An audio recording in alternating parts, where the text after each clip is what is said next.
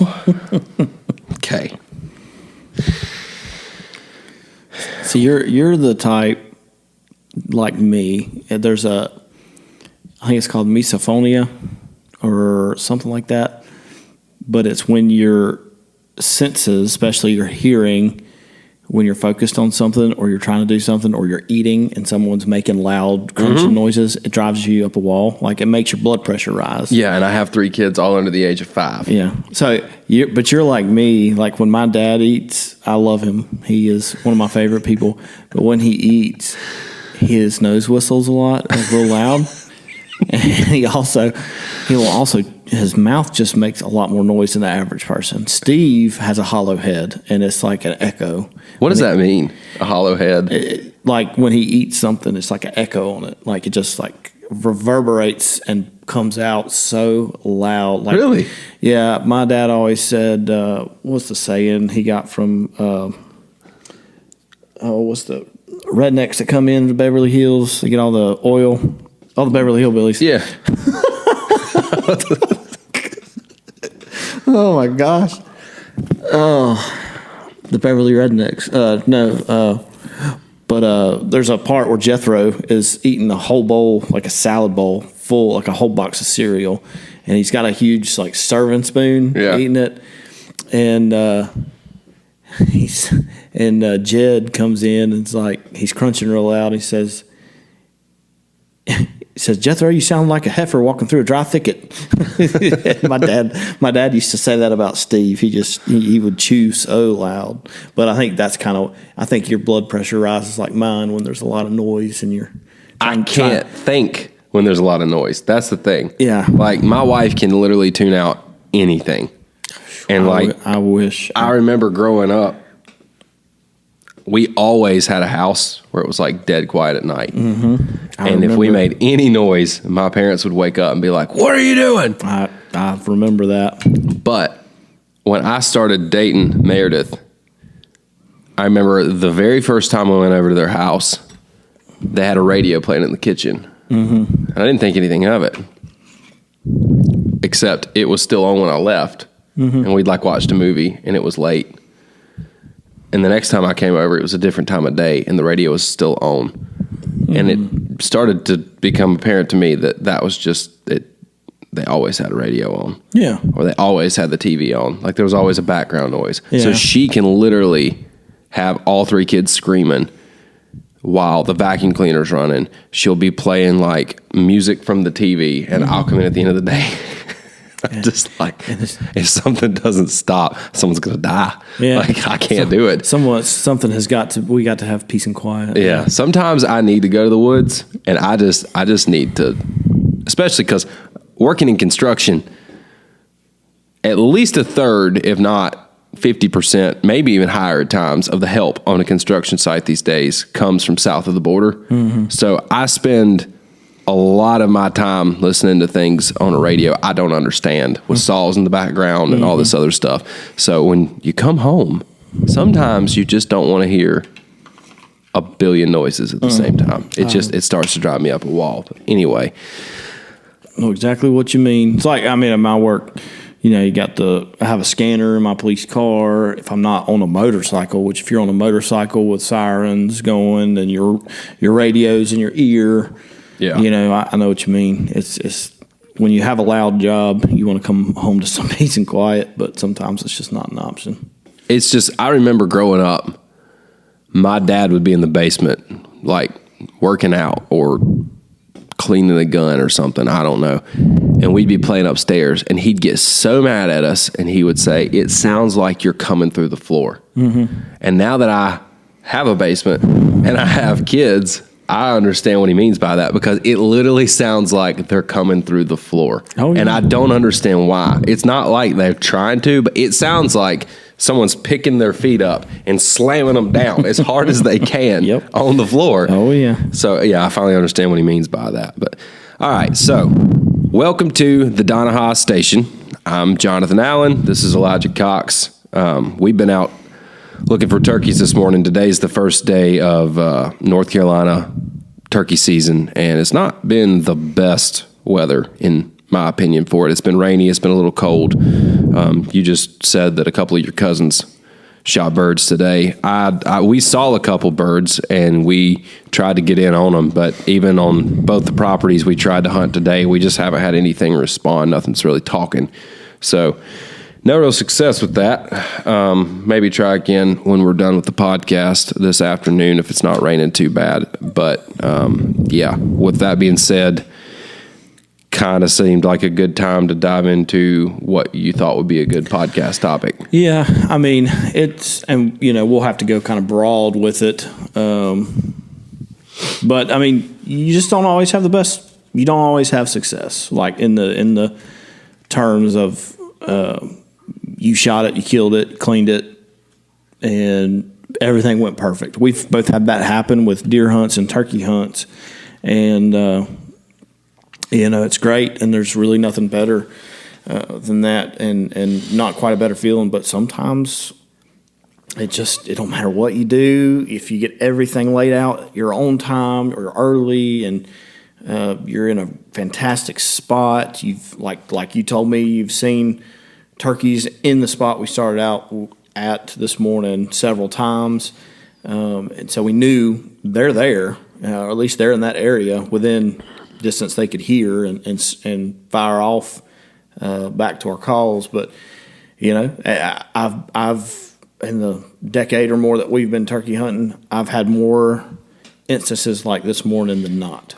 and that I did everything I thought was right. Now, granted, I was not doing anything right that whole 10 years. In fact, most of the time I was doing stuff wrong, trying to chase them and trying to, not really knowing what would be a good spot. But even with when you do everything right, sometimes you're hit or miss, and things are hit or miss, and I think that can be disheartening to a beginner, because you think, well, you see pictures on Instagram, Facebook of these nice big, huge turkeys and all this, or a big, huge 8-pointer. Some girl that you knew in high school that never hunted a day in her life goes with her boyfriend and shoots a 17-pointer, and it's 500 pounds, and it's humongous, almost a world record. You're talking deer now, right? Not turkeys. Yeah. Okay.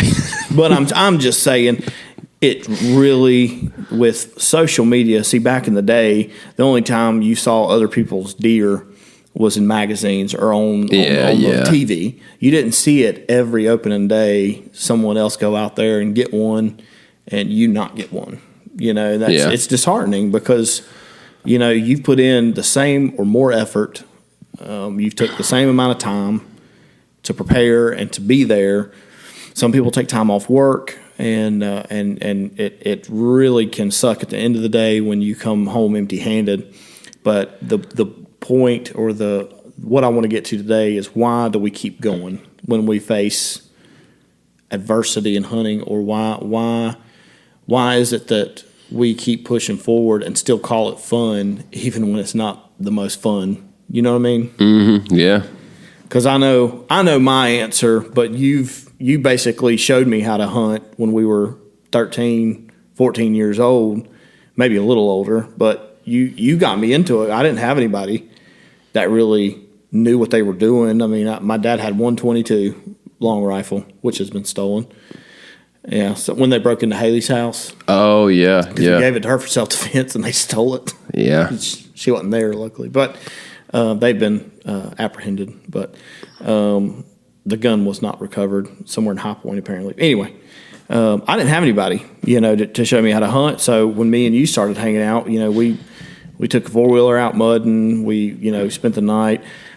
I spent the night in your room in your parents' house, and I realized how quiet a house can be. And not in all my life. I'd spent the night at a few people's houses before, but when you hear a house that's been built for, how long has that house been built? Since the 90s, maybe earlier? Oh, yeah, 80s. When you hear a house like that creak and pop that's already been settled, it's quiet. And I remember specifically one time me and you were good one. Me and you were 12 or 13 or maybe younger. I don't know. Whenever me and you started hanging out, and me and you were in your room and we were giggling or talking about something. I don't know. But we were making some noise, not being loud. Probably farting or something. Yeah, I mean, at least I probably was. But I remember the door was open, and I just remember Jake in his underwear, your older brother. He just appears in the doorway, and his eyes are like this. And he's like, shh. And he just walks back to his room. And I was like, it is so quiet in here. Everyone knows what we're saying. Oh, yeah. Like, and see, I grew up kind of more like Meredith, I guess, because my parents always had a noise machine, white noise for sleeping. Yeah. The one they have now is possessed by the devil himself, I swear. Because that thing, it turns on its own. Yeah, I don't like that. There's no timer on it. No. It just, it was like routine, like every night at like 7 after we ate dinner on Sunday evenings, me and Lauren over there, all of a sudden we'd be sitting there at the dinner table about to get up, and we'd hear come on from the back bedroom. That's so weird. I don't like that. But you lived in a quiet house. I lived in a loud house, as far as always being noise and stuff. But we got way off topic, or at least I did. But yeah, I mean, it's definitely, when it comes to hunting, you have to have more than the one purpose just to go out and kill. None of us are psychos. We're down to earth people. Most hunters in general are, and I think that's part of it. Is what is there? What does it do for you besides put meat in the freezer? What does it do for me? Mm-hmm. You put me on the spot with that. Oh yeah.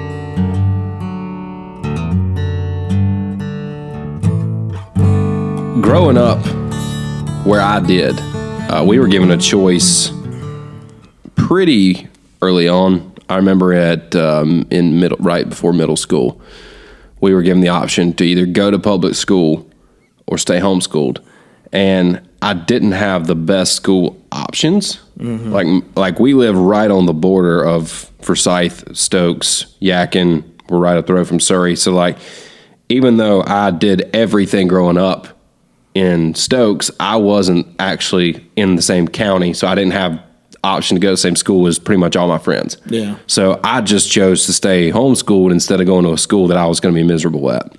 So we didn't have team sports or anything like that. And there's homeschool team sports. I'm just going to be honest, full disclosure, it had no appeal to me because the ones that are organized to the point that they're taken seriously, they consumed all your time. Yeah. And anything else just didn't feel like anything but a joke to me. Yeah. So my only competition in life was generally myself against myself with whatever my pursuits were. Like, can I get better at something? Can I follow after, a goal and actually achieve it? And so because I didn't have team sports and stuff like that I was generally in, and because I grew up in a place where we always had things to do with our hands, I grew up on a farm, I wanted to pursue goals and stuff, but that meant pursuing things like hunting, fishing, things that didn't necessarily require other people. Mm-hmm. And so I think what got me started wasn't actually the desire to achieve success killing an animal and eating it, because you're young.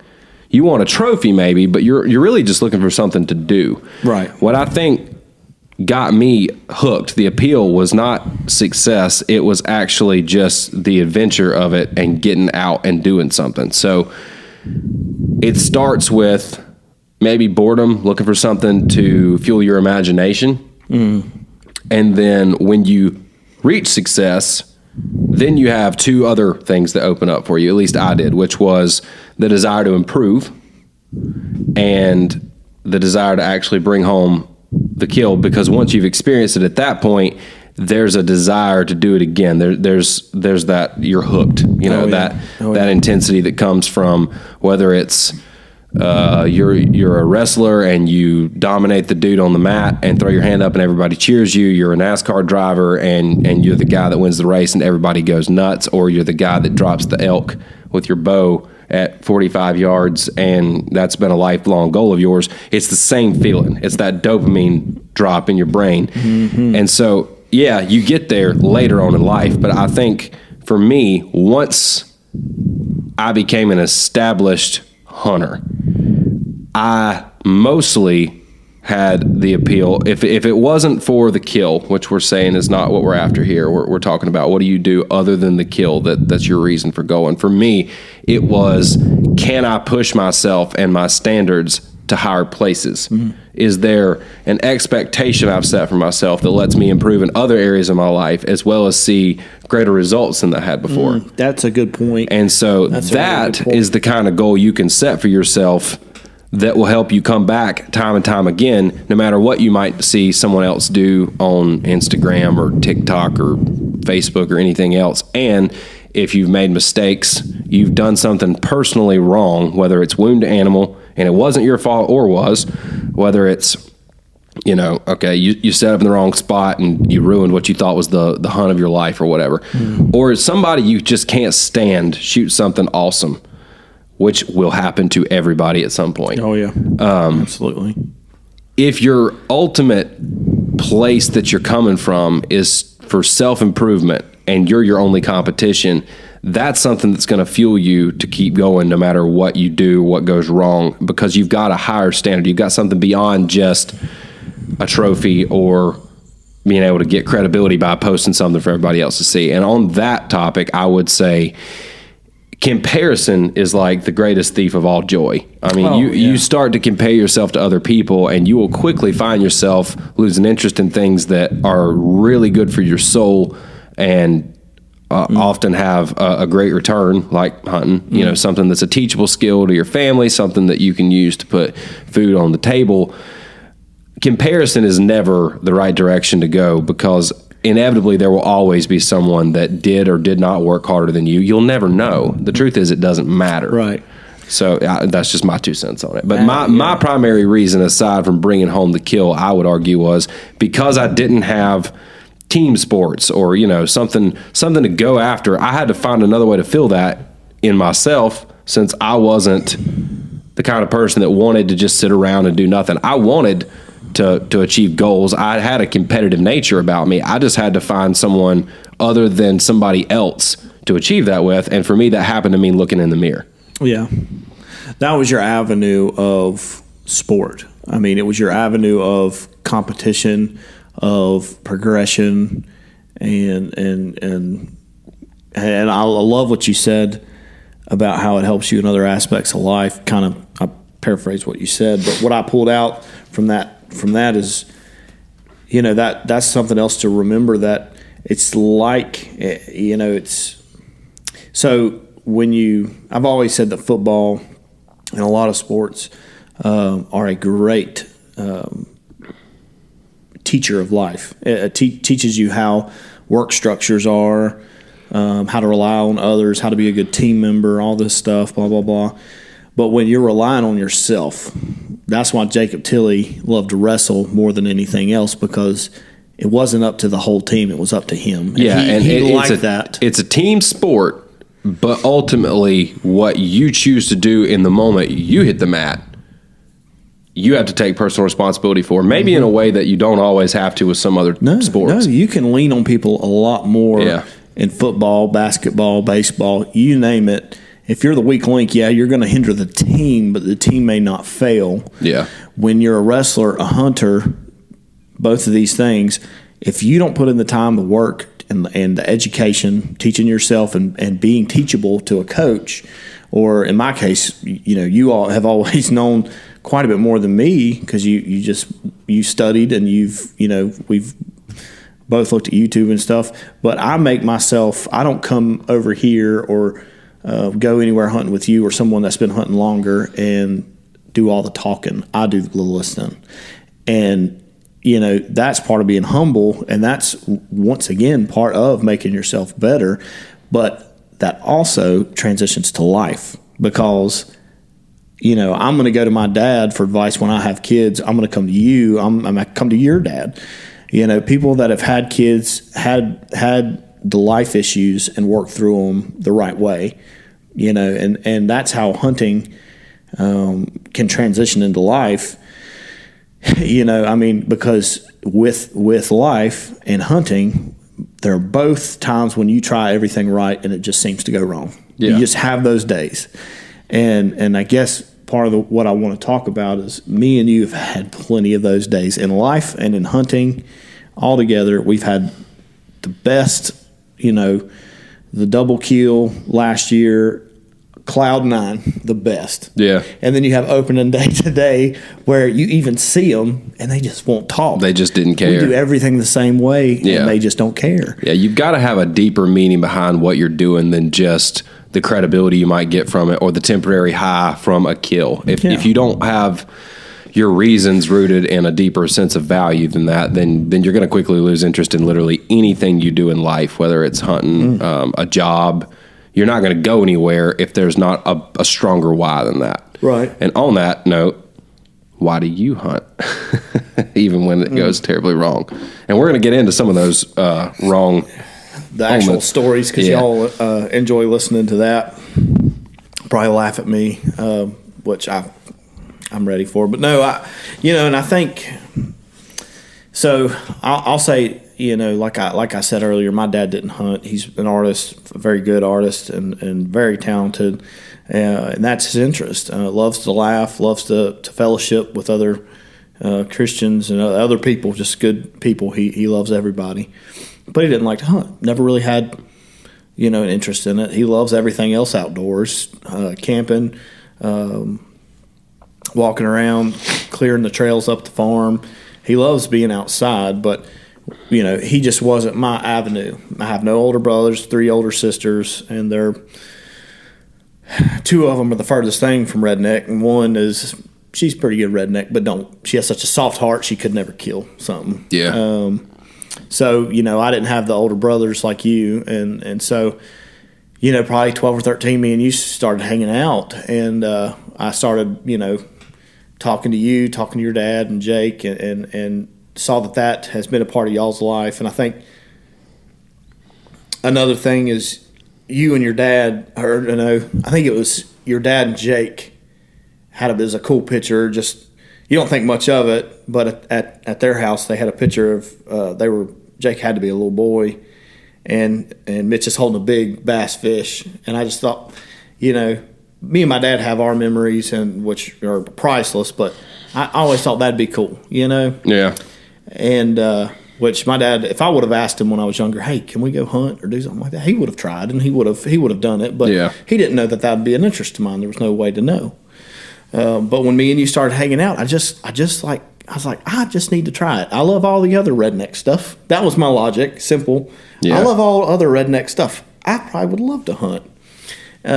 So you're like, okay, you let me borrow a rifle, and you took me down to the property that we hunt now, but this is when you used to walk 2 miles to get to that stand. Remember you had some pallets set up? I do, yeah, in the very bottom by the river. The very bottom. Yeah. And it's a good thing that my 2-hour poop limit didn't kick in until probably 20, because I wouldn't have been able to survive then.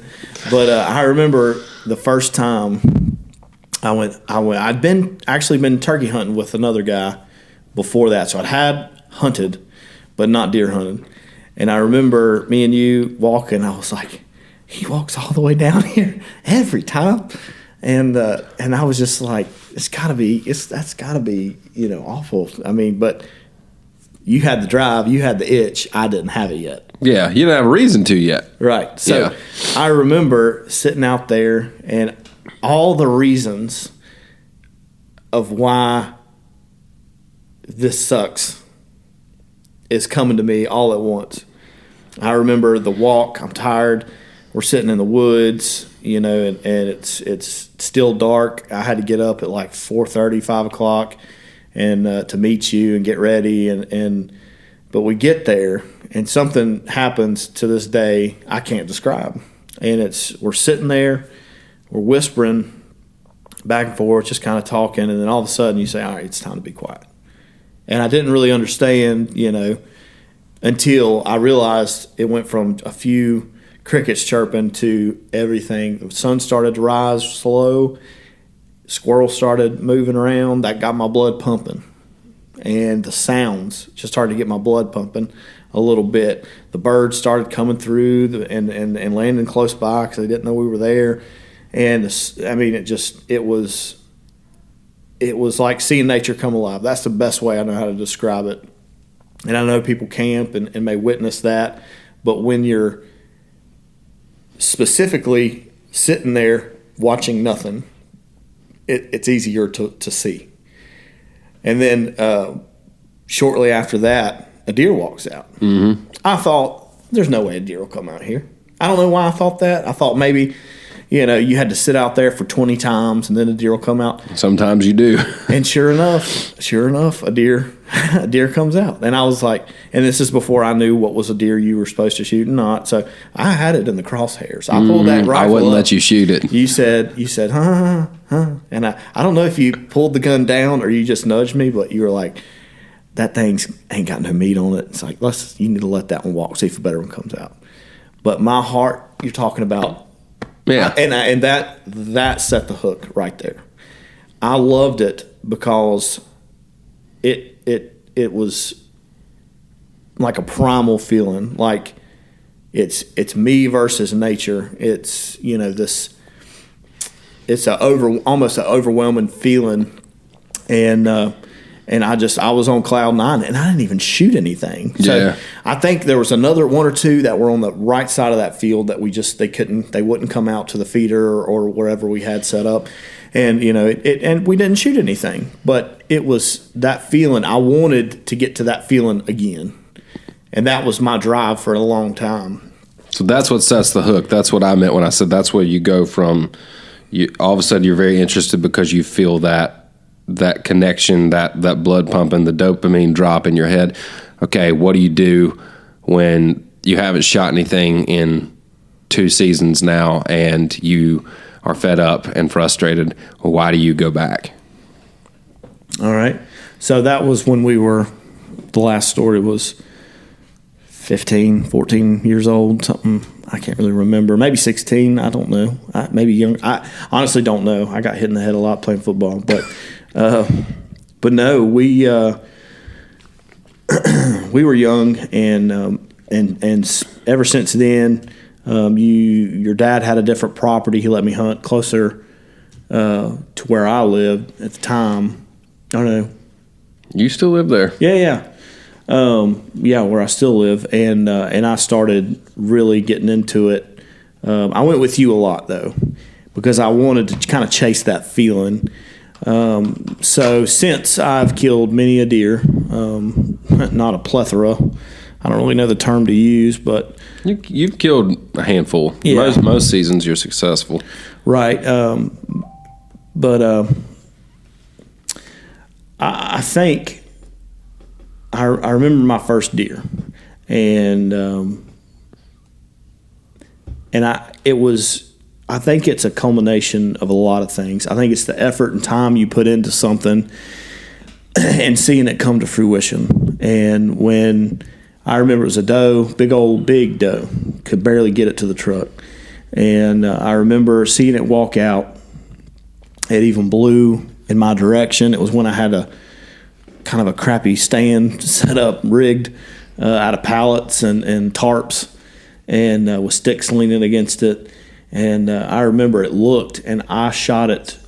I was so afraid to pick my head and the rifle up that it would bounce. I shot it through 2 pieces of board and the canvas, and I shot it through, and I had the scope looking through the canvas. Yeah. And I'm lucky I even had a good shot, and that's not a shot I would take now. For ethical reasons, but at the time I was so jacked up. But I remember I'd shot at, and this is one of the stories I wanted to get to. I wanted to bow hunt too. Me and you had always talked about how that is like, yes, a compound bow is not quite the same as the old school days when the Native Americans used to hunt with their bow and arrows, but it still takes a great deal more skill and effort and training and practice. Yeah, it's intentional limitations on yourself to try to overcome.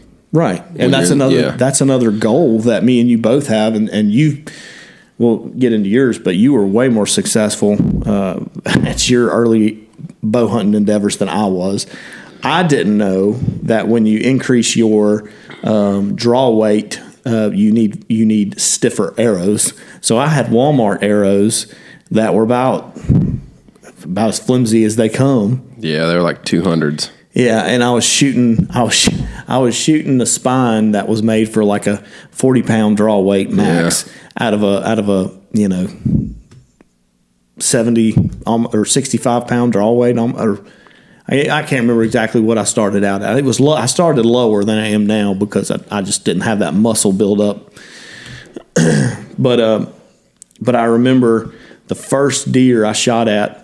I was sitting in a place that I thought would be good, and it wasn't. There was no deer trails coming in, and I had went there for 2 months and not seen one deer. Yeah. All of a sudden, and this is I think God tried to tell me not to hunt there. He did. That's funny. He did, and this is how. I'm sitting there one morning, and it was old, kind of like a packing house, or a tobacco drying shed. Really old property, old logging road going through it or whatever.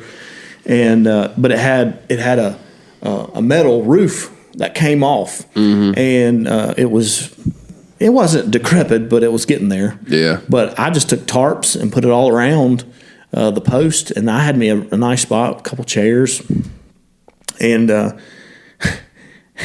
remember I was 2 months in, not seeing anything, and I'm sitting there, and I'm leaning back in the chair, dozing off, and all of a sudden, just bam, loud, and it was an acorn that fell off the tallest tree, and it had to be a 2-pound acorn, and it hit right above my head, and it about made me shit my pants. I swear, it scared me to death, and I jumped up. Oh. And I think that was the Lord trying to tell me, may all not to be here. So Lauren comes with me. It's probably another 2 weeks. I'm trying that spot every day I can. Probably overhunting it too. But I'm walking back to the truck, which is closer to the road. And I say, she's in the truck. I say, just give me a minute. There's another road that leads off into this property. I want to try and see what's up here. So I go up and I think I leave my gun in the truck. I may have taken it. I don't know. But I start walking down this little path, and I get 25, 30 yards in, and I spook a doe, and it takes off. And I think we've talked about this story before, but there was the two deer trails that combined. But intersection. Right. And it's like a light bulb clicked. They're already coming through here. And so I set up, and I killed 2 that season with not much season left.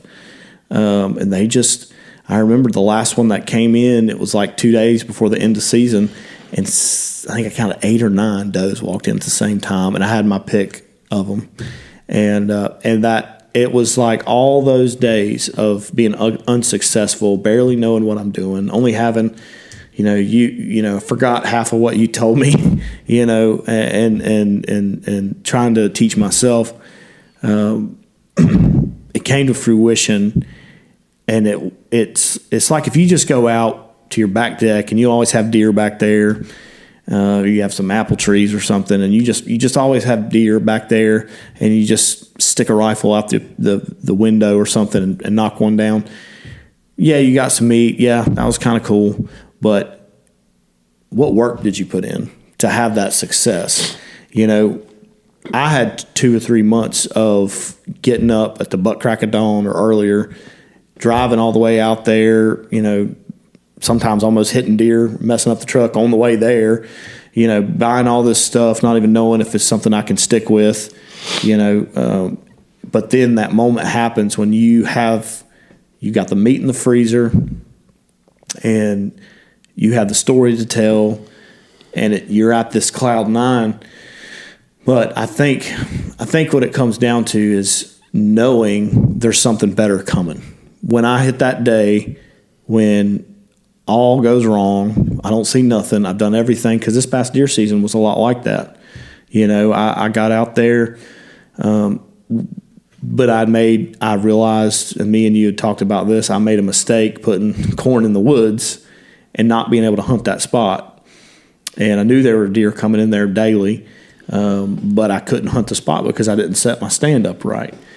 So this season was it was a hard pill to swallow, but I think what it does for me, on the days where I'm not successful, I look at the bright side of I'm out here, I'm away from everyday life, I'm away from my responsibilities for a little bit. I'm closer to God. I can talk to Him. I can get my priorities straight, and I can move forward with my life a little bit easier. And I also think this is part of the work I'm putting in. I'm learning from today.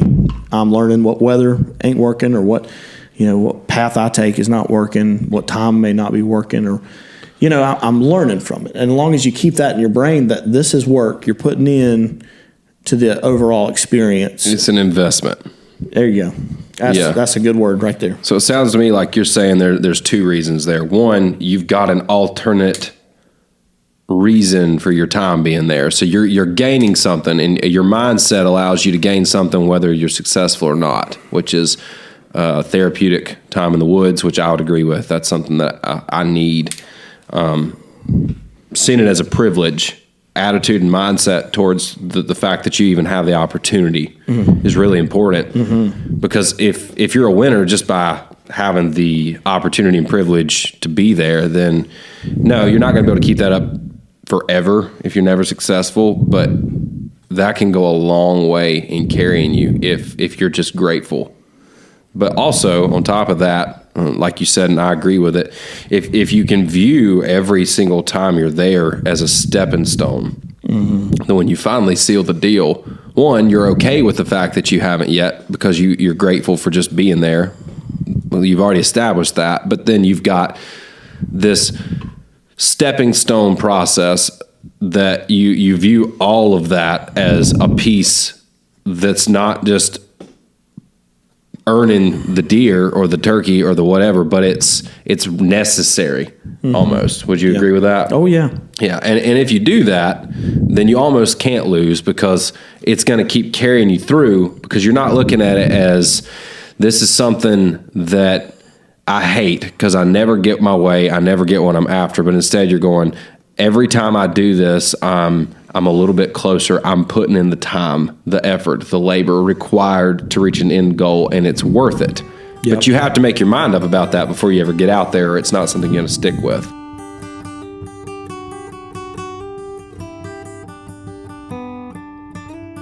Right. Something interesting you said. You were talking about, the reward of being out there. You were talking about, learning what you did, the joy of actually figuring out what you did wrong, and then how much more satisfying it was to actually shoot the animal and you were hooked. There's different ways of looking at things, but I've heard people talk about there's 3 different types of fun. There's fun and entertainment like when you watch TV, and that's like baseline mindless entertainment. Yep. And that's kind of like video games, falls in the same thing. Then there's fun like when you're on a roller coaster or a 4-wheeler maybe or something like that, and you're engaging your brain a little more and you're going to remember it. Then the last type of fun that you've got is oftentimes things that we absolutely hate in the moment when we're doing them. If it's something that's often miserable, but it's in the pursuit of a goal, if that means freezing your butt off in the woods in freezing rain and wind and, horrible conditions, or climbing a mountain, or something that beats your body down, to a pretty horrible extent. Oftentimes when you look back, those are the things, it's like it imprints it in your mind on a whole nother level, and you never forget them.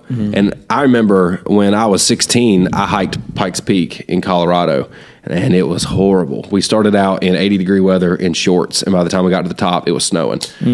And I remember telling myself I'm never going to do that again, because I wasn't used to the altitude. I wasn't used to hiking anything like that. It was a little bit beyond what I think I probably was should have reasonably been trying to do at the time. But it's a memory I will always keep that I talk about to this day, all these years later. You know, over a decade later, I'm still talking about it. And so, but you can't get there if your mindset's not right at the beginning and you've not come to terms with the fact that there's a certain amount of labor required of you before you ever reach a reward. And if you can look at that labor and that process as part of the reward, part of what gets you there, part of the gain, not just time served, but part of the gain, I think that can carry you through ups and downs along the way to actually achieve a goal that will stick with you for life versus something that you could be doing at home that may be a lot less significant in the long run.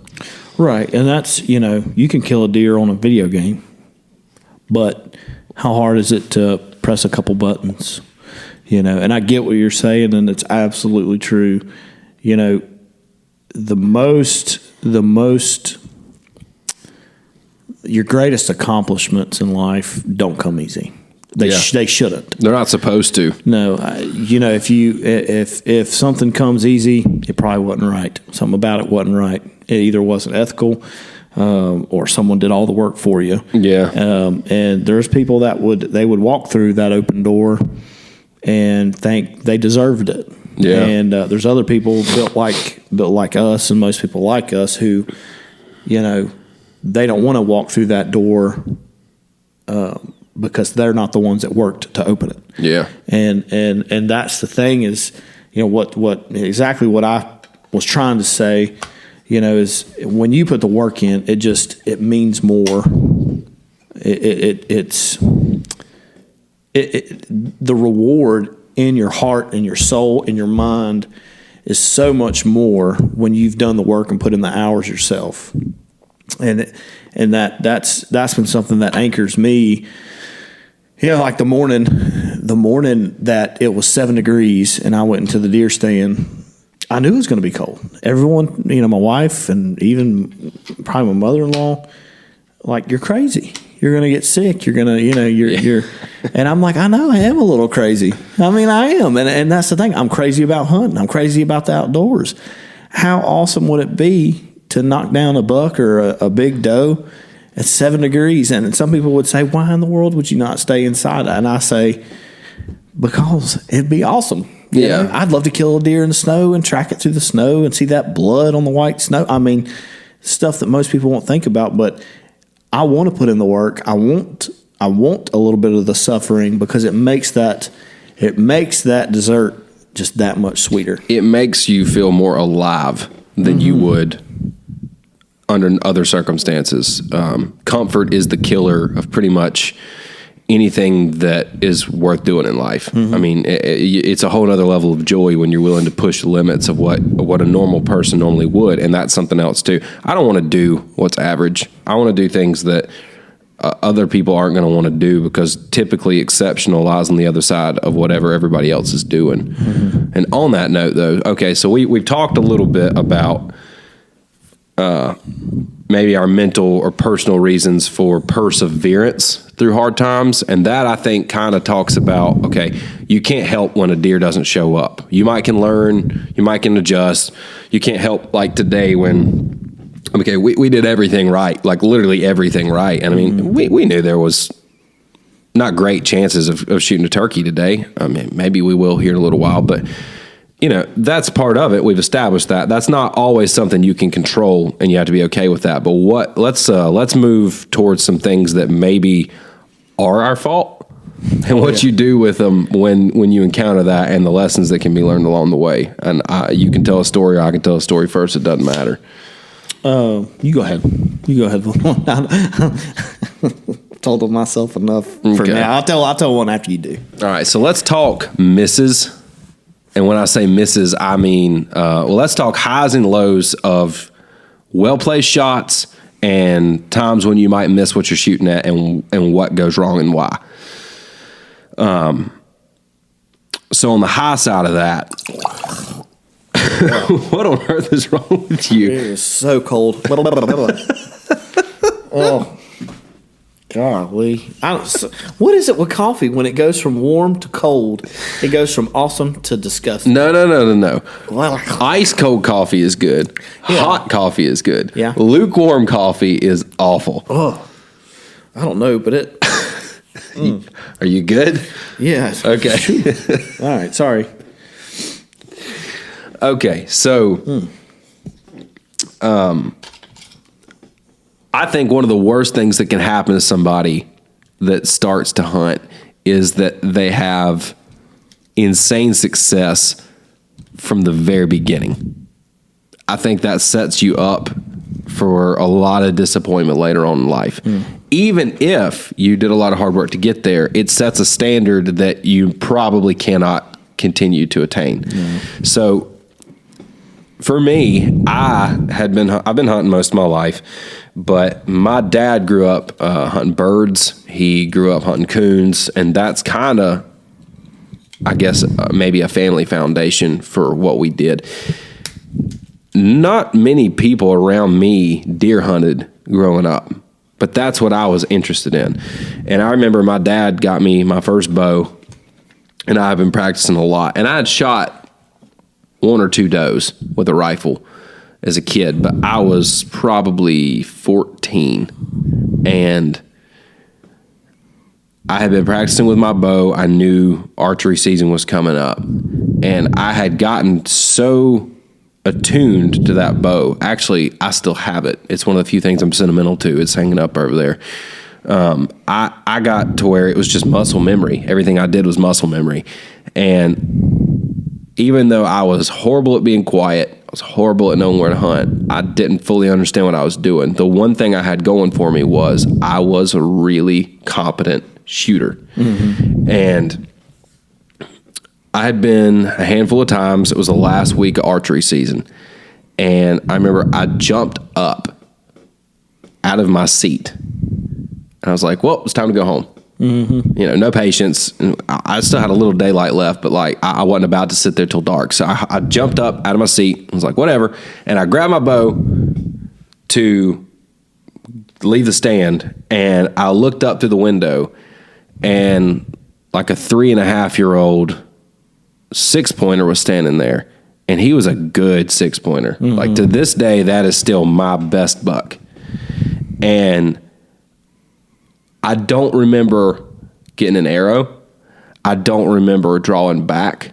I don't remember letting go. I remember blinking, and there's a deer in front of me standing there watching me, trying to figure out what I am. And then all of a sudden, that deer is kicking and thrashing and rolling around, and he dies at the edge of the woods.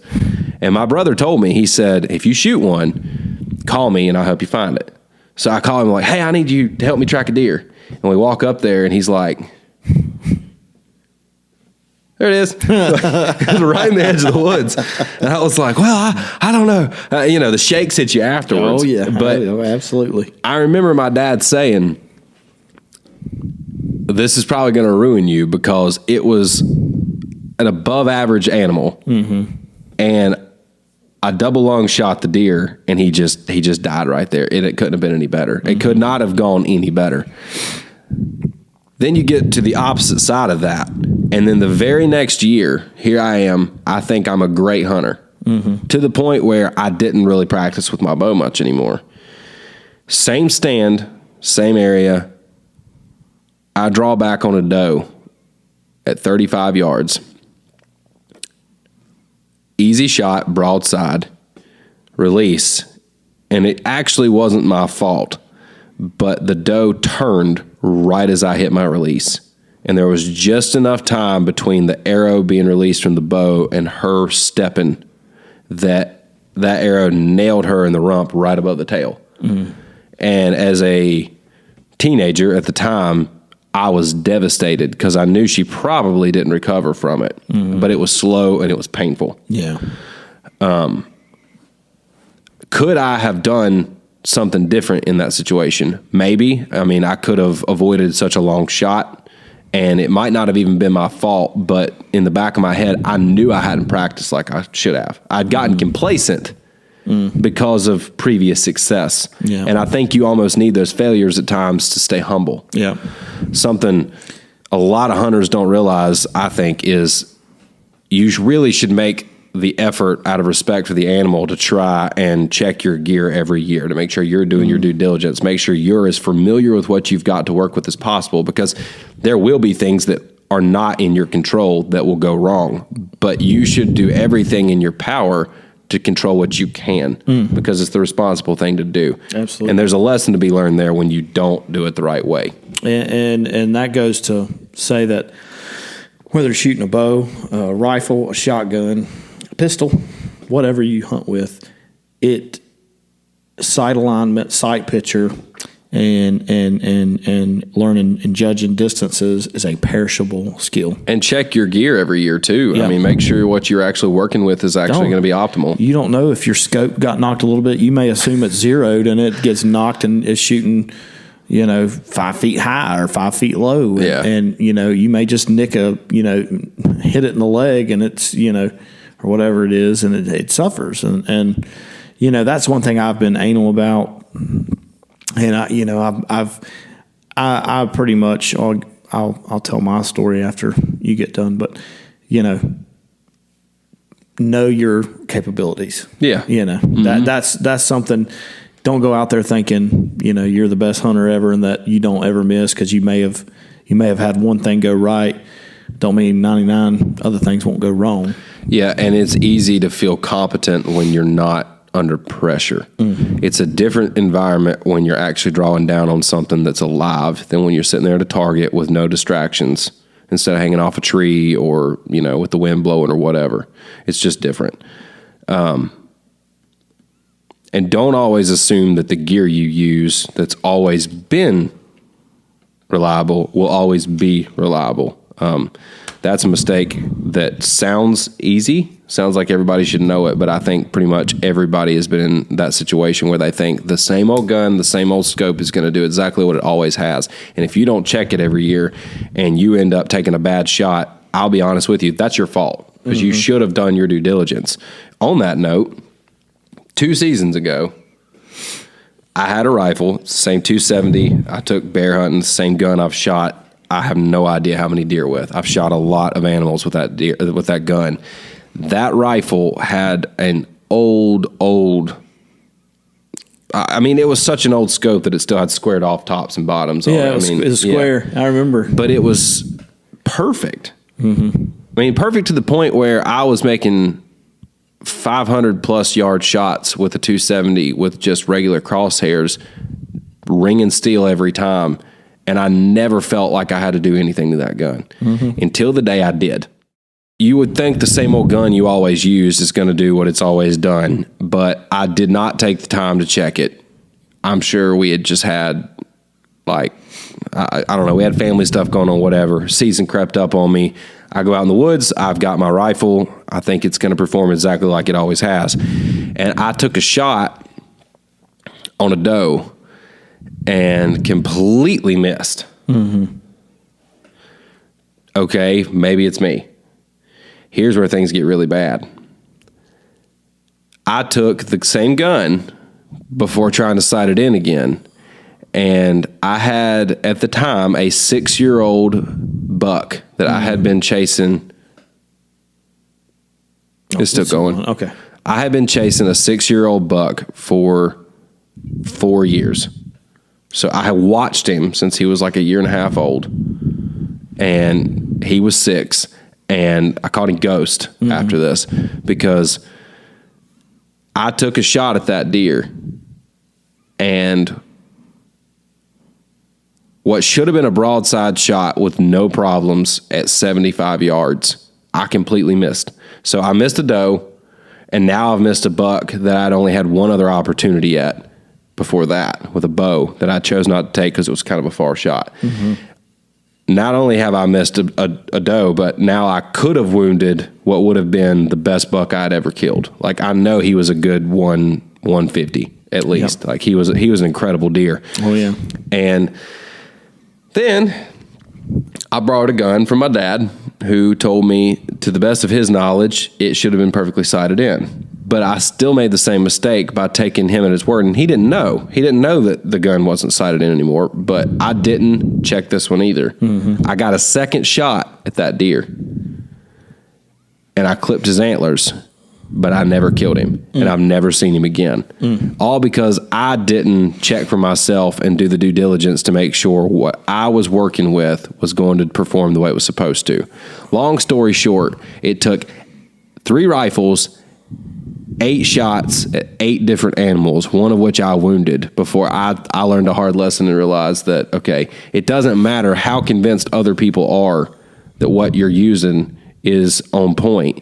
If you've not taken the time to check it out, familiarize yourself, that's an error that you can correct. That's something that should have been checked by me before I went out in the woods. And I'm sure somebody will comment on this and say I'm an idiot. I know that. I don't need anybody to tell me. I'm just saying, you can't fault your equipment for not performing correctly if you haven't taken the time to make sure you do what you're supposed to. And complacency kicks in when you've had success. That's why every year you got to stay humble and remember it's not always going to be that way, even if it always has. Right. And like you say, it's not just talking about, if something walks out or not, it's success-wise, but are you going to be successful if you get the perfect opportunity? And I think that's where, me being newer to hunting and stuff, I've always tried to be meticulous as I can be. The problem is I didn't have the knowledge, of how to be meticulous, of how to learn from my mistakes, because I didn't know I was making mistakes. So, and that's something that goes along with life and your job and work and family stuff and stuff with the wife. Sometimes you don't know you're making a mistake, and that can be. I think that's part of hunting, part of life. The lesson you learn from sports and from hunting is sometimes you need to not always think you're doing something wrong, but be looking out for a mistake that may not be obvious. Yeah, and I think that could carry us into, okay, like I said, one of the deer I shot this past, or 2 seasons ago, I wounded.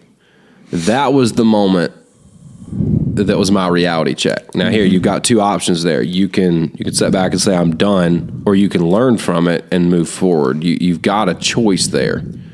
But you're not a victim, and you have to take personal responsibility when you do something wrong. Nonetheless, that doesn't mean you sit on the sidelines and you never take a chance again. It means you have to ask yourself, are you willing to put in the work and check what you've got, make sure you're on point, learn from whatever you did, whether it is or isn't your fault, and just move forward from there. You can't get hung up on what goes wrong, because something's always going to go wrong. Right, and sometimes Sometimes it's your fault. Sometimes it's not your fault. Like today, we did everything we were supposed to do.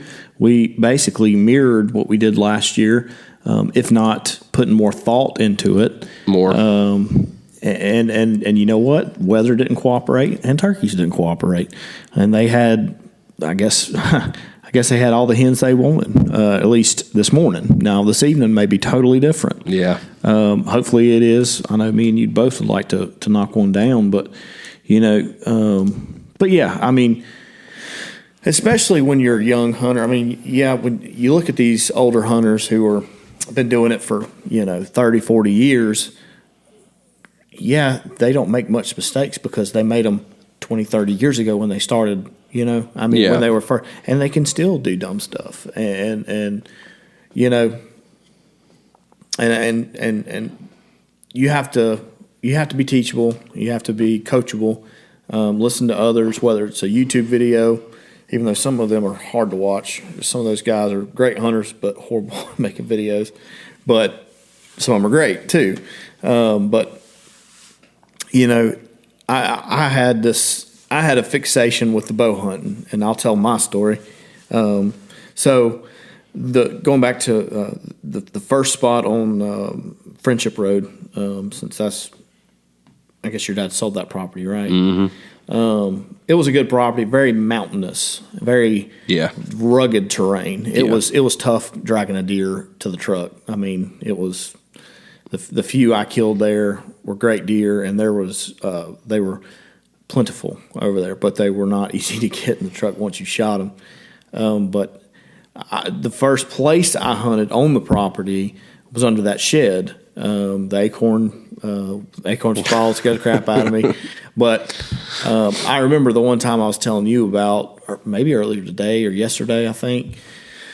So, like many times that's happened to me, this is another thing is once you've had your peace and you're in the zone and you're in that lull where there's nothing moving, everything's woken up, you've enjoyed the peace and quiet.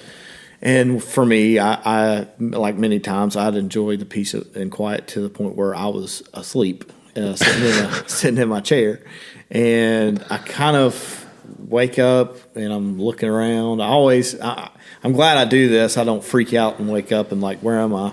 I always move my eyes first, and then once I get coordinated or situated, then I'll start moving around. Well, I did that. I did an eyeball check because something woke me up, but I didn't know what it was. Mm-hmm. So I was moving my eyes, and to my right, I heard so I get up a little bit like this, and I have only thing you can see is like my eyes at this point because I'm sitting down below tarp and pallets, and it's a big doe. The only deer I ever saw at that spot for 2 months, maybe 3 months, majority of the season. And I picked my head up and just enough to see, and I'm like, oh gosh, and I get back down and I'm like, what do I do? My bow's leaning up, don't have an arrow in it, so I grab it, put an arrow, get it popped in. I have a thing where if I'm using my phone or doing something, I take my draw trigger. Your release? Yeah, my release. I put it and flip it to the wrist so I can use my hand without it popping against my palm. So I had to switch it over, and it was too tight. So I had all this stuff going on, and I was losing my mind. And I never shot a deer with a bow, and I'm pumped. And one's finally there, and it's 15 yards. Perfect shot. Yeah. And it was standing broadside. And I can see it through the tarp. It's not moving. It's kind of looking in my direction, but it's not huffing and puffing. It's not freaking out.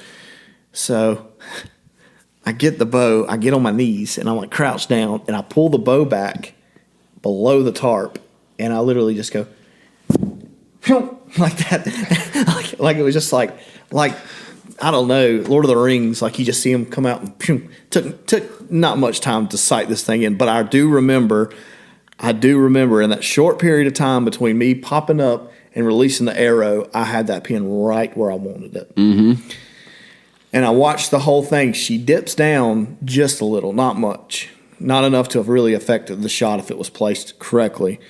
And it flies 5 feet above her back. Not even close. That she would have had to have 2 deer on top of her for me to hit one of them. So I am just so ticked off, right? What I do is I go practice more. And I'm practicing at 20, 30, 40 yards. And my groups are just not consistent. So I'm like, I'm just not being steady enough. I'm not doing this enough. I look up 100 YouTube videos. I talk to you about it. And I basically keep on, I walk in there, my Hoyt's broke in my garage. Mm-hmm. And so I call a cousin and I'm like, hey man, do you got a bow I can borrow? He's like, yeah, I got one. I don't ever shoot no more. And so I'm using it. I go back out there, same thing. I'm shooting the same arrows I was shooting earlier, and then I actually almost lost this finger because the cam got locked, and I tried to push it back on my own when it was under pressure. Yeah, and it caught, and like 60 pounds went right on this finger. The line caught in between the cam. The line in the cam, and I thought I was going to lose that finger. I still have the scar. Yeah. Didn't feel this middle finger for a week. Couldn't feel it. It was so bad. Anyway, I bought that Hoyt from your dad, the single cam. Matthews bow. Yeah. Not the Hoyt. So Matthews solo cam. Yep. So that season I go back out. I've got one of the nicest bows that you can get. A little older, but I mean I couldn't have got a nicer starter bow. And I've got it torqued up to 60 pounds or something. So I take it out there. I use the arrows, and I'm sitting out there. And like clockwork one morning, this is when I'd switched. I'd seen the does, and I switched to the new spot. And does were coming through all the time. It wasn't just one every 3 months. Now it was one every morning. So I'm out there. This is one of the first days I'm at the new spot. I'm pumped up, and sure enough, 2 come in. 2 big does come in. And so I do the same thing, get it lined up. I come back. I wait till it's standing at the corn pile. I come up. It turns its head, but doesn't freak out, and I release. Same thing, but I lost the bow. I lost the arrow. So I didn't see where it went. Wasn't sure if I hit it. So I get out of the stand, and I take the bow with me. So I go to the corn pile thinking I'll find some blood here. So I go, and I'm looking for this arrow. I can't find nothing. Can't find any fur. Can't find any blood. And I may have even texted you like, "Hey, how do you know if you've hit a deer or not?" And I think you responded with, the common things you see. And I wasn't finding nothing. Yeah. So I happen to be walking further back in the direction it ran, thinking maybe I'll see a blood trail pick up or something. Or maybe it's laying in the woods down here. So I go probably 15 feet. And lo and behold, in the bottom of the tree is my arrow lodged. Yeah. A nice, $20 broadhead stuck in the bottom of this tree. So I'm going after this lost arrow or this deer. This is the second or third deer I've shot at with this bow or with a bow. So I find that this I find it's lodged in the tree, and I try to pull it out. Of course, it don't budge. Yeah. I end up having to come back and unscrew it and leave the broadhead in the tree. Yeah. It's sunk in there so good. So I think if I go down a little more, maybe it went through the deer so fast that it didn't pick up any blood or any fur. I don't really know. So I keep walking through. Well, all of a sudden, I'm on the top of a hill, and it goes down. There's a little creek, and then there's another hill opposite me. Well, I'm probably halfway down the hill at this point, and I hear commotion coming from the other side of the hill, and I look. 2 more does. Was it the 2 does I just shot at? I don't know. They came from like the same direction that they had last been going away from me from. Yeah. So they went away from me and came back, or it was just 2 totally different does. But it was 2 does, and they're walking right towards me. So what do? I get behind a tree and re-rack another arrow. And they come right at me. One, for whatever reason, stops, and one keeps coming. And I'm out of the stand. I've not ever shot a deer with a bow, and I'm thinking, the Lord has given me another opportunity. He's sending a deer right towards me, which is not the right attitude to have, by the way. But anyway, I'm standing there, and I'm thinking, how am I going to shoot this thing? What if it walks that way or this way? And so it comes up, and it comes down the hill and back up the hill, and it's coming towards me, but down the hill a little bit. Actually looking like it's going to be a good shot. And I rush it. I'm so pumped up. My adrenaline is dumped already, and I'm shaky.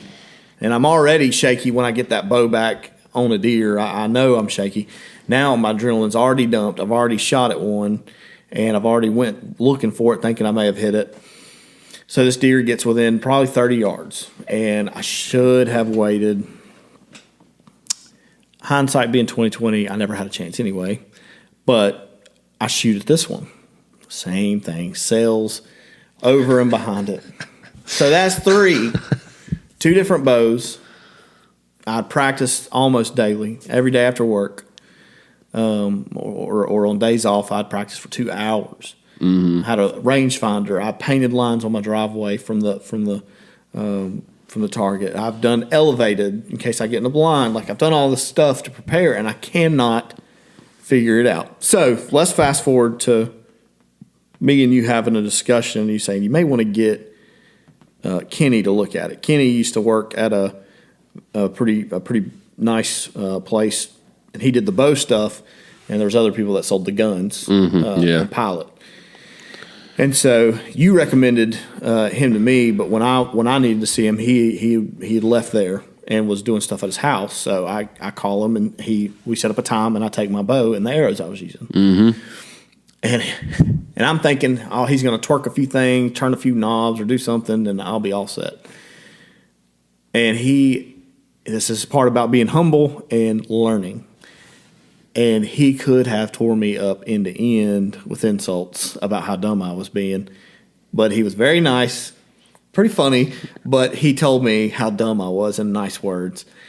This bow, I had arrows that were meant for a kid's bow, pretty much. Yeah. Anything more than that. And the spine on them were like 200 or 300s. I mean, they were so flimsy that he said, if you would have shot something, I would be amazed. Yeah. If you shot, no matter the distance. He said, this setup is totally wrong. He said, one, this bow is not meant for you. This draw length is not meant for you. Yeah. I didn't really know. I could see through the peep sight, so I thought it was fine, but it wasn't because I was not fully extended. Mm-hmm. And the arrows were so flimsy that they would, like if you can imagine a fish flying through the air, it was kicking itself over to one side or the other, and it was different every time. Yeah. So that's why I was never really consistent, driving nails with this bow. It's funny how we will take something like that, and we know deep down, like, okay, it's not acting consistent.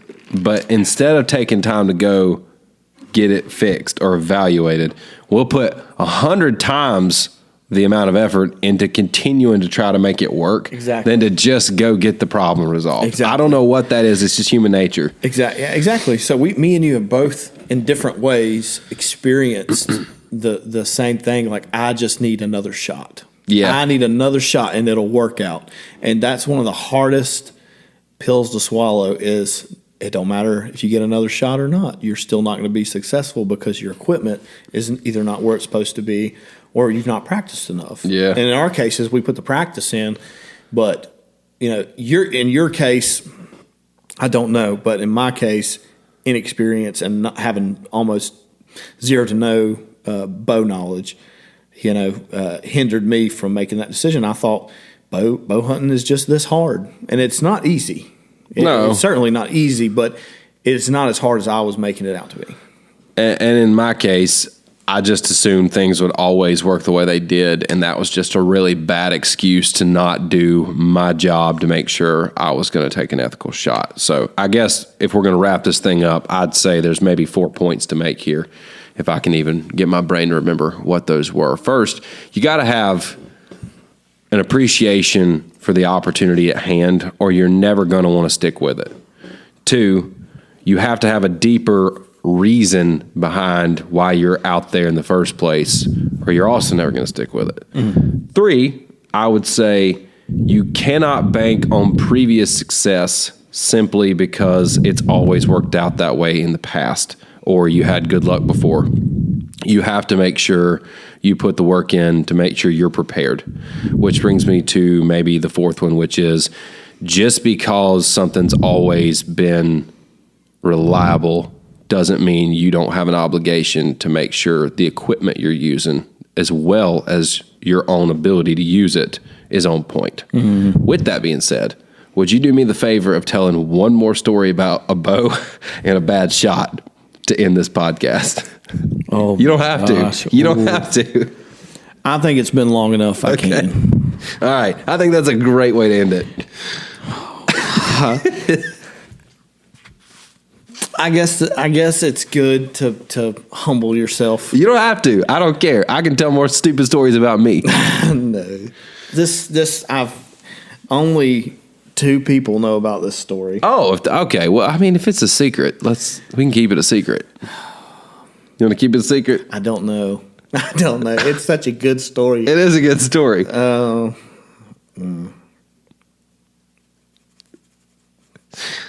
Why not? I was a young bow hunter. So, real quick, I'm not going to make this a long story or give many details or answer any questions about this. But this was when I was using the bow I'd borrowed from my cousin. And the cam, this was about the time the cam started. A bolt had come out and was making it hang up. Yeah. So I wanted to try elevated shots. Yeah. So I started shooting. I can't believe I'm telling this story. Oh. Anyway, so the way my house is, I'm in a neighborhood, but the houses are spaced out quite a bit. Not enough.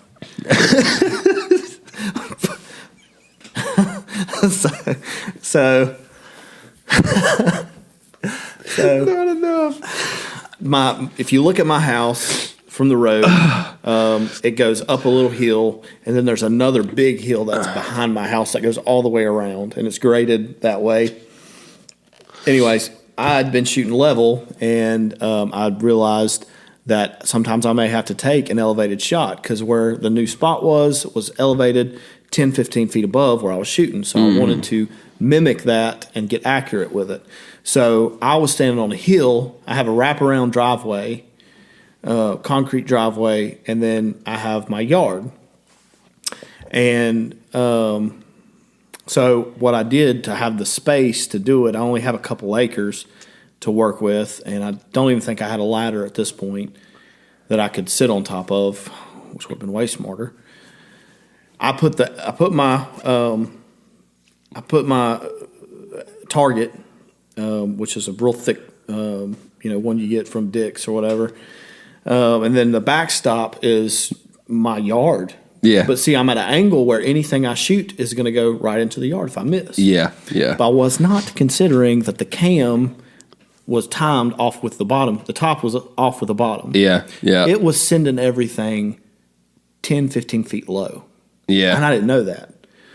So I go to shoot, and I was still dating my wife at the time, and she's standing close to me. Oh, she was there? She was there. I didn't know that. Yeah. Scared her to death. Scared me to death. So I'm standing on top of this hill. I'd shot level, and I knew it was off a little bit. So for whatever reason, I switched my aim up, and I let it go, and something clicked where it's not supposed to click with the cam. Yeah. And then I heard the worst noise I've ever heard in my life.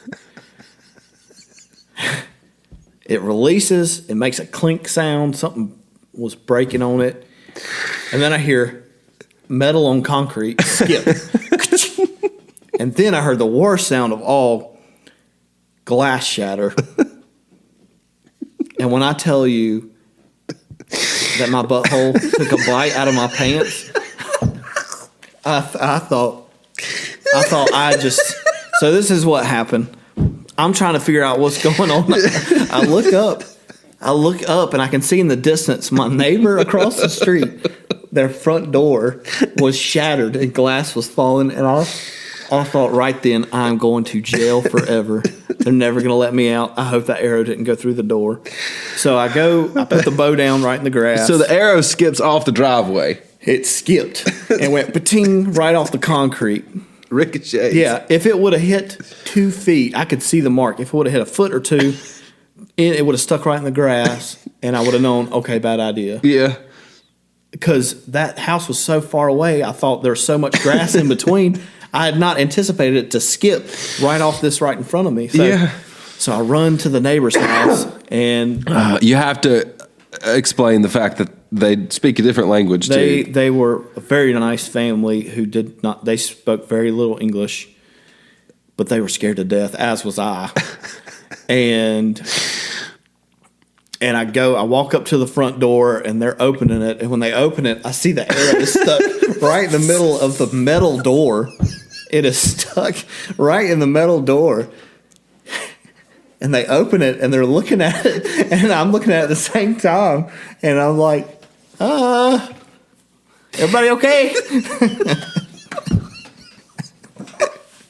And they're like, yeah, we're good, we're okay. And I'm trying to converse with these people that I have no business conversing with.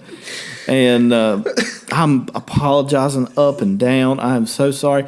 And yeah, they were basically, to summarize the conversation I had is, and my neighbor Chris, who is beside of him, dying laughing. He was out in the yard. He saw the whole thing happen. And he was dying. Because he's a hunter. He was a hunter, and he knew exactly what I was doing. And I talked to him about this months later, and he started laughing again when we talked. Man. But anyways, the conversation I had with them was, that will never happen again. I will never shoot a bow anywhere close to your house, and I will. But you didn't shoot it anywhere close to their house. No, That's the funny part. I didn't. In my head, it was so safe because I had this backdrop. Yeah. I wasn't thinking in a million years because my target was not up against the concrete. Yeah. It was 20 feet past it. So I Yeah. thought there was no way. When I miss at 50 yards, it's by maybe half a foot. I mean, Yeah. There's two things there I would have loved to have seen. One, your face when you walked up and saw that you shot someone's front door with an arrow. And two, I would have loved to have seen all of them, because this Hispanic family didn't speak much English, as they come out panicking because there's an arrow sticking through their front door. And about a week later, like $500 later, they have a brand new door that does not fit their house. They have like a mansion style door on their house now. No, they upgraded. Oh, they did. Yeah. They had this dinky metal door. At your expense. Yeah, it probably cost $100. And she calls me, she texts me, sitting at me Pueblo of all places, after church that Irony. Sunday. Yeah, and I'm at me Pueblo eating, and she says, and it's the most broken English text I've ever seen, but I saw that it said $800. I saw that, and I was like, I called the number, and she's like, yeah, they said it's going to cost $800 to fix. I'm like, I said I would replace the door, not buy you a brand new one, but they don't want to call the police for reasons. I don't really know why. Which is in your favor. Right, and I don't want to call the police either. So I'm like, I'll give you $500, that's it. So I give them $500, and they're like, that's good.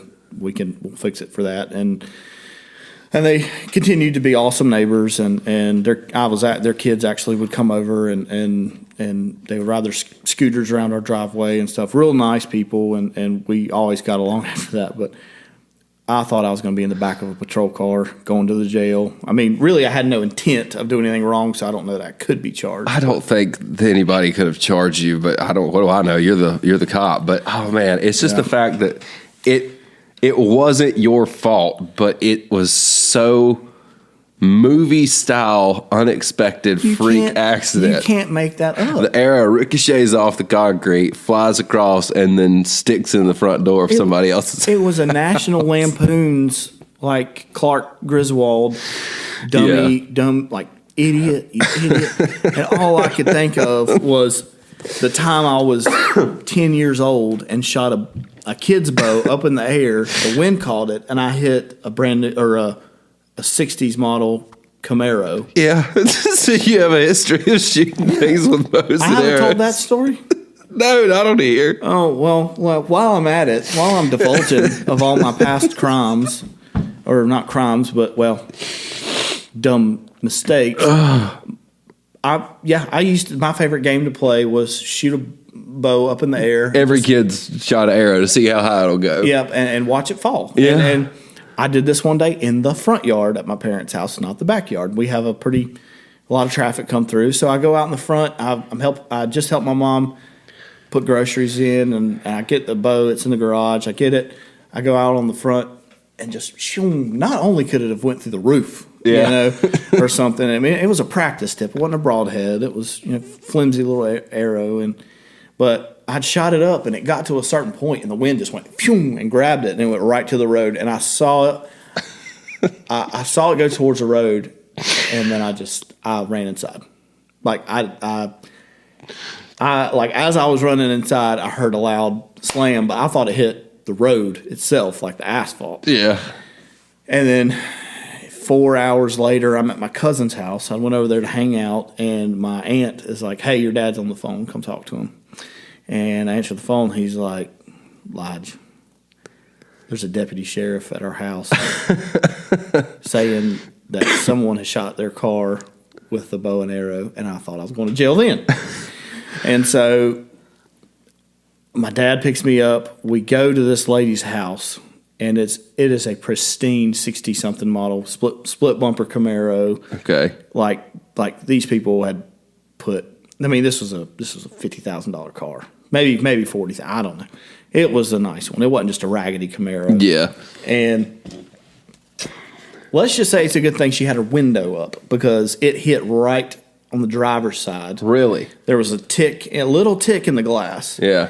And from my arrow, and it shattered the arrow. I found it later; it was completely shattered. But it could have hurt her. But the deputy didn't do anything, because once I apologized and told her I wasn't shooting at your car, I was just shooting up. But that should have been the Lord telling me to be careful. And I didn't touch a a gun, a BB gun. I didn't touch an arrow, a bow and arrow, or anything for a year. My dad was like, you don't touch anything. Yeah. You don't touch fire. You don't touch matches. You don't touch anything. He's like, don't even touch the plunger. Like, I'll do that. Like, I mean, he wouldn't let me touch anything. And so he thought I would have learned. And that's the thing. You've got to be careful. And I learned from that, like it you know, it's the intent. You know, I had no intention of hitting a Camaro. I had no intention of hitting a house. Yeah. And it just, you know, you just got to be careful. And, you know, accidents happen, but it does pay to check your equipment. Yeah, or as a absolutely. kid, don't shoot your bow up in the front yard. Yeah. Can you imagine an arrow hitting you in the window of your car going down the road? It scared her to death. Oh, I guarantee She it. said it was so loud that she was going to go to the doctor and get her hearing checked. Wow. Yeah. But she kind of, once I apologized and she realized I didn't have, you know, I wasn't. You didn't shoot at the car. Right. Yeah. Intentionally or really in that direction. I just shot up and the wind took it over from there. But, you know, the most important thing I take away is learning from your mistakes. And when you're dealing with hunting, it can be the best time of your life, but it can also, the preparation can be tough and could get you into trouble if you're not doing everything right and not looking over your equipment, not making sure it's shooting right. And yeah, my dad didn't let me live that down for the longest time. Like, I remember we had the big bay windows in our living room. Yeah. And my dad's recliner used to sit in the corner at the bottom of the bay windows where those little windows you would twist and they would open a little bit and crack. Yeah.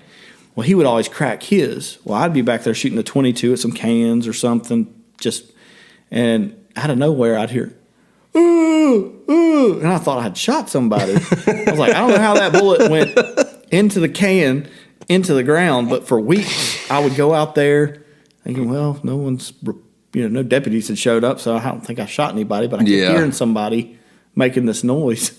And so finally I realized that I would shoot and my dad would just make that noise, just like acted like he'd been shot, and it was freaking me out. And Keeping you straight. Yeah, as a young teenager or whatever I was at the time, yeah, your imagination can just take over. But I finally realized it was him, and I was so mad. I was like, making me think I shot somebody. Again. Oh, yeah. But you would think I'd learn because I've shot Breton 2 or 3 times with a BB gun. This keeps escalating. We're going to have to cut it off here in a minute. Well, me and Breton didn't always get along. I was probably more mean to her than I should have been, and she was verbally mean to me. And there was one time I don't know why I was so mad at her, but I had a BB gun, Red Ryder, you know, the classic one that everybody thinks of. And she was at the other end of the house in the yard, probably a good 50 yards away, and I thought I wouldn't hit her. So you tried anyway? I pinched off around. It went, pew, and it smacked her butt, and I could hear it smack. And you're talking about, she jumped up. She's just 4'3" anyway. Yeah. She jumped up 10 feet in the air with her legs kicking like this, like she was trying to get away from it. And then she took off running, got my dad. Did she think it was a bee, or did she know it was you? She knew it was me. Oh. And she ran in the house, and my dad tore my tail up, and I deserved it. And you thought I would have learned. Fast forward to when I'm like 12 or 13, and we're playing airsoft. And all of us shoot each other with airsoft guns, and we made a big game out of it, and we loved it. And of course, with safety equipment and goggles and stuff. But I had a little shotgun, single action pump. We pretty much all started with cheap stuff. And I remember I thought it was unloaded. I did. I pumped around, and she was sitting on the couch in the house, and I held it up to her leg like I'm playing, and I popped right into her knee. I mean, point blank. Yeah. Every bit of that hit her right in the knee, and it made her bleed. Yeah. She had blood.